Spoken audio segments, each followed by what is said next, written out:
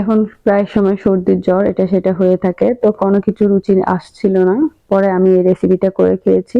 তো এখানে ৪ টা ডিম আমি সিদ্ধ করে নিয়েছি, আর ডিমগুলো আমি একটু তেল দিয়ে তারপর ডিমের মধ্যে হলুদ আর লবণ দিয়ে একটু ভেজে নিচ্ছি।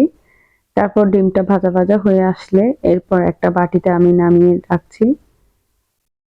একটু হালকা লালচে হলে হয়, এর চেয়ে বেশি ভাজার দরকার নেই, কারণ বেশি ভাজলে একটু একদম শক্ত শক্ত হয়ে যায় উপরের ইয়েটা, তো খেতে ভালো লাগে না। এরপর নামিয়ে এখানে আরো কিছুটা আমি তেল দিয়ে দিয়েছি। তেলটা দিয়ে তারপর আমি একটু পেঁয়াজ দিয়ে দিয়েছি। পেঁয়াজটা দিয়ে কিছুক্ষণ ভাজা ভাজা করব। এরপর আমি চুলার আঁচটা কমিয়ে দিয়েছি, এখানে একটু চুলার আঁচটা বেড়ে গিয়েছিল। তারপর পেঁয়াজটা ভাজা ভাজা হয়ে আসলে আমি একটু রসুন বাটা দিয়ে দিয়েছি, আর একটু পরিমাণে আমি আদা বাটাও দিয়ে দিচ্ছি। দিয়ে ভালোভাবে আমি কিছুক্ষণ পর্যন্ত এটা আমি ভাজা ভাজা করে নিচ্ছি, যেন আদা আর রসুনের গন্ধটা চলে যায়। এরপর আমি এখানে হাফ চামচের মতো হলুদের গুঁড়া অ্যাড করলাম। এরপর দিয়ে দিচ্ছি ১ চামচের মতো মরিচ গুঁড়া। একটু ঝাল হলেও ভালো লাগে, আমি আরো আধা চামচ বাড়িয়ে দিয়েছি।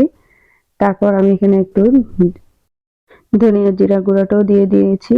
তারপর আমি একটু মশলা দিয়ে ভালোভাবে নাড়াচাড়া করে কিছুক্ষণ পর্যন্ত আমি এটা কষাবো। এরপর একটু হালকা পানি দিয়েছি, পানি দিয়ে আমি কষিয়ে নিয়েছি। তেলটা উপরে ওঠা পর্যন্ত আমি এটা অপেক্ষা করব। আমি লবণ দিতে ভুলে গিয়েছিলাম, তো লবণটাও দিয়ে দিয়েছি। দিয়ে হালকা পানি দিয়ে আরো কিছুক্ষণ পর্যন্ত কষালাম। এরপর কয়েকটা টমেটো কেটে রেখেছিলাম, সেই টমেটোটা দিয়ে দিয়েছি। তারপর ডিমটাও দিয়ে দিলাম।